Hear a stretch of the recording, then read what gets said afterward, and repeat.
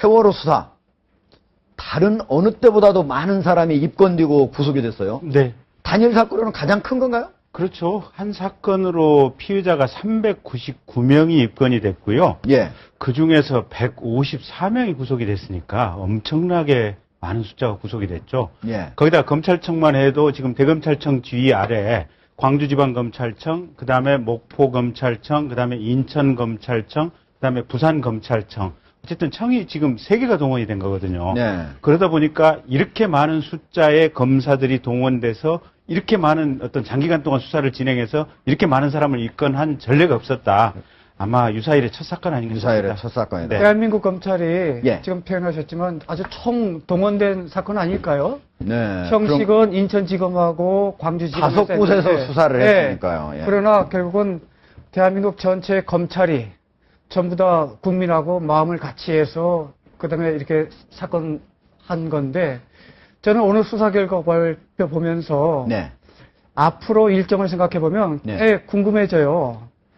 수사 결과가 꽤 잘 됐거든요. 네. 뭐 여러 가지 설이 있겠지만은 그러면은 과연 세월호 특별법 한 다음에 특검이 할 수 있는 일이 있을까? 이 부분 근본적인 의문이 있죠, 사실은요. 예. 그 점에서는 아마 두고 아마 그 검찰의 수사 결과 그다음에 특검의 그 수사 방향에 꽤 혼선이 있을 수도 있고 네. 꽤 그 필요가 있는지 이런 네. 부분 의견이 분분할 것 같습니다. 네. 예. 가장 많은 사람을 입건하고 또 구속도 하고 또 상당히 수사를 많이 했다 이렇게 했는데 우리 노영희 변호사님. 네. 그 전체적으로 어떻게 평가하시나요? 어떤 한편에서는 새로운 건 별로 없다. 뭐 이런 얘기도 있어요. 이번에 그 세월호 관련해서 특별법이 그 여야 간 합의로 얼마 전에 타결이 되지 않았습니까? 그러고 나니까 이제 특검이냐, 뭐 조사위원회냐, 이런 사람들이 앞으로 조사를 할 것을 예상하고 검찰에서 그동안에 했던 수사들을 마무리해서 발표한 것으로 밝혀지는데요.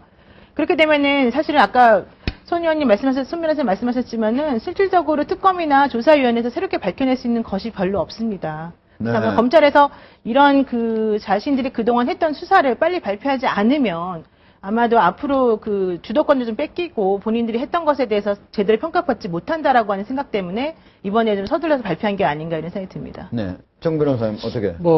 인천지검에 열심히 했습니다만 그동안은 유병원이 잡으러 다니느라고 수사력을 많이 낭비를 한 걸로 보이고요. 예. 결국 이제 기본적인 사고의 원인은 밝혔지만 사실은 이제 그 세월호 참사가 우리에게 주는 교훈은 왜 후진국에서 일어나는 이런 일이 우리에게 생겼는지 거기에 대한 진단과 거기에 대한 대책이거든요. 그리고 그것은 수사를 통해서 이루어지기보다는 예. 앞으로 이제 세월호 특별법을 통해서 만들어질 진상조사위원회라든지 그런 데서 이제 만들어져야 될 것으로 보이고요. 다만 예. 이제 인천지검이 열심히 했습니다만은 이 세모그룹의 그 정관계 유착. 예. 왜 그런가 하면 세모그룹이 정권은 바뀌지만 계속 살아남았거든요. 예. 그런 점에서 봐도 국민들 입장에서 무엇인가 저희 정관계에 어떤 비호 세력이 없으면 그런 일이 없었을 거다 보기 때문에 그 점에 대한 수사가 좀 미진하지 않았나. 예. 그런 점이 좀 아쉽고요. 또 해경과 언딘과의 유착 관계도 물론 그 직권남용죄로 불구속 기소했다고는 합니다만은 좀 더 앞으로도 왜 그렇게 유착이 있었는지 과연 어느 정도의 유착이 있었는지에 대해서 좀 더 수사가 이루어졌어야 되지 않나 그런 아쉬움이 있습니다. 수사 예. 결과가 달라진 게 없다고 했는데 예.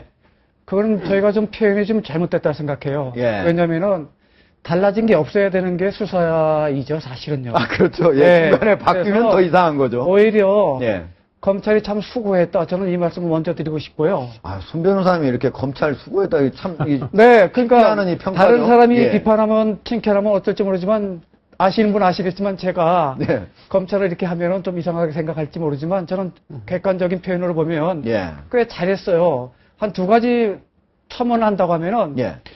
해경 1, 2, 3정 그 김만욱의 그 경위인가 그 사람을 6.2 업무상 과실치사로 예. 입건을 1, 2, 3정 정장을 업무상 과실치사 혐의로 입건을 했죠. 네, 구조하러 갔는데 제대로 못했기 때문에 제대로 그때 들어갔다고 하면 그때 방송에서 나오라고 했다면 최소한 수십 명 구했을 터인데 예. 이 부분 온 국민이 같이 분노하고 같이 아쉬워했는데 검찰이 어렵게 결론을 내린 것 같습니다. 이 점이 굉장히 의미가 있는 것이 예. 이 다음에 유가족이 국가를 상대로 손해배상을 청구할 수 있는 근거가 돼버렸어요. 네. 그 유병원 그 회사 상대로 손해배상도 할 수 있지만 결국은 국가가 제때 구조를 잘했다고 하면은 손해를 최소화할 수 있는데 못했다고 한다고 하면 결국 국가도 이 민사와 관련해서 자유로울 수 없다고 하는 그 대목이 되기 때문에 두고두고 아마 이 대목은 꽤 국민들이나 우리들이 관심 가져야 될 대목입니다, 사실은. 예. 우리 이제 그 부분과 관련해 가지고요. 예. 사실은 조금 법무부의 어떤 과욕이랄까 이런 부분을 조금 이제 좀 질책성 이제 얘기를 드리고 싶은 게 예. 실은 해경정장을 기소하는 데 있어서 검찰은 진즉 기소 의견을 냈었거든요.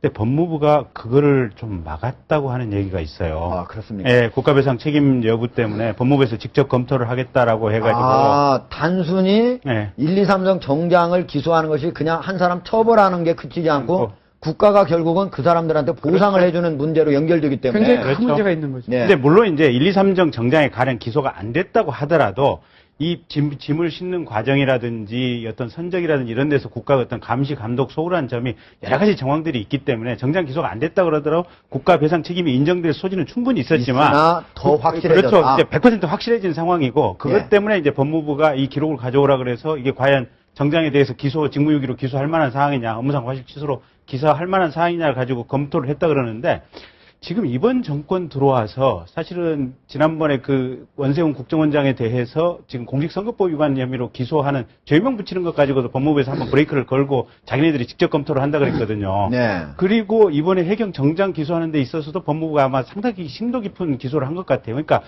일선에 있는 검사들이 사건 처리 주문을 내는 데 있어서 물론 검찰청법상 불가능한 것은 아니에요. 검찰총장을 통해서 사건에 대해서 수사지휘권이 법무부 장관에게 있으니까 가능하기로서는 하되 사실은 흔적이 없이 그리고 이 지휘를 하고 관여를 하는 정도가 너무 좀 많은 것이 아닌가. 많았다. 그래서 별로 지금 사실은 법무부 장관은 일반적인 지휘권은 있지만 네. 구체적인 사건에 대해서 어떻게 기소하라 마라 이렇게 지휘를 하면 안 되죠. 그러니까 검찰총장을 통해서만 하도록 돼 있는데 실은 이제 법무부에 있는 뭐 형사과 검사라든지 이런 사람들이 기록 좀 보자라고 해가지고 그런 시스템을 통해서 지금 지휘를 하는 거거든요. 근데 별로 바람직하지 못한 상황들인 것 같아요. 글쎄요. 근데 저는 예전에 법무부에 근무를 했었습니다. 예, 검사로. 예. 그래서 조금 견해가 다릅니다. 왜 그런가 예. 하면 법무부가 예. 지금 이제 김 변호사님 말씀하신 것처럼 그렇게 우회적으로 이제 사건에 관여하고 지휘하는 건 분명 잘못된 것이라고 볼 수가 있는데 예. 이제 그 법무부에 있는 검사도 수사를 하는 사람들이 아니고 예. 법률 검토나 그쪽 기획 쪽을 많이 하는 사람들이거든요. 예. 그렇기 때문에 순수하게 법리 검토를 해서 그 지원해주는 수사팀에 지원해주는 기능은 상당히 뛰어납니다. 그래서 예. 뭐 이 사건의 경우에 법무부의 어느 파트에서 근무를 해서 검토를 했는지는 모르겠지만 꼭 불순한 의도를 갖고 한 것은 아니지 않겠느냐. 예. 뭐 그런 근데 이제 추측을 해봅니다. 불순한 의도는 아니고 이게 결국은 이제 국가배상의 어떤 쐐기를 박느냐 마느냐 이 문제다 보니까 예. 법무부 입장에서는 신중할 수는 있으나 예. 그로 인해서 일선 검찰에서 가령 해경 수사라든지 해경하고 언딘하고 유착 관계를 수사하는 문제라든지 또 군에 최근에 이제 통영항만 관련해 가지고 지금 이 압수수색을 했지 않습니까? 근데 이런 부분들에 있어서 뭔가 좀 수사를 좀 이렇게 좀 톤다운 시키는 어떤 그런 요소로 작용할 소지는 없었을까? 예. 그런 점에서 약간의 결과적으로는 보면은 그러나 1, 2, 3정 정장을 기소한 거는 좀 올바른 맞는 거 아닌가. 왜냐면은 첫 번째 여기 1, 2, 3정 정장이 세월호하고 서로 교신도 안 해보고 우리 교신이 안 돈다 이렇게 거짓말했고 나중에 퇴선 명령도 또 안 내렸고 그러잖아요. 그리고 또 나중에 자기가 마치 퇴선 명령 내린 것처럼 상황일지도 부작을 했고 허위로 작성했고 네. 이런 사람은 처벌해야 되는 거 아닙니까? 기본적으로 해경을 사실 이렇게 직접적으로 겨냥해서 수사 결과가 나온 거는 참 이례적인 일이고 대단한 일이다라고 일단 우리가 판단을 해볼 수 있을 것 같고요. 구조하러 간 사람까지 처벌하는 거는 그렇죠. 그런 경우가 사실은 지금까지는 없었었죠. 그래서 네. 그런 것만 보더라도 일단은 진일보한 수사 결과이다라고 판단해 볼 수는 있겠습니다. 그러니까 이 결과를 평가하면 이런 거죠.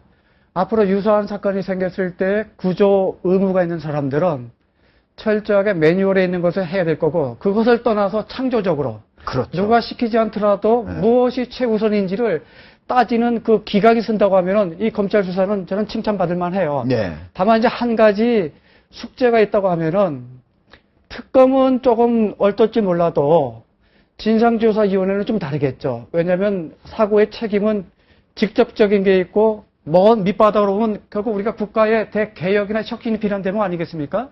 그래서 그 부분을 국가나 또는 언론이나 우리들이 깊은 관심 갖고 진짜 끝까지 진상조사하고 직접적인 원인, 간접적인 원인까지 평가해서 네. 더 이상 세월호 없어야 되고 더 이상 기본이 망각되는 일이 없어야겠죠. 알겠습니다. 그 점에서 보면 저는 검찰 수고하셨고 이제 숙제는 정치권과 언론과 우리들입니다. 예, 우리 언론도 그래서 동아일보가 국가 대혁신 시리즈를 길게 한 번 했습니다. 아, 그러시군요. 네. 네.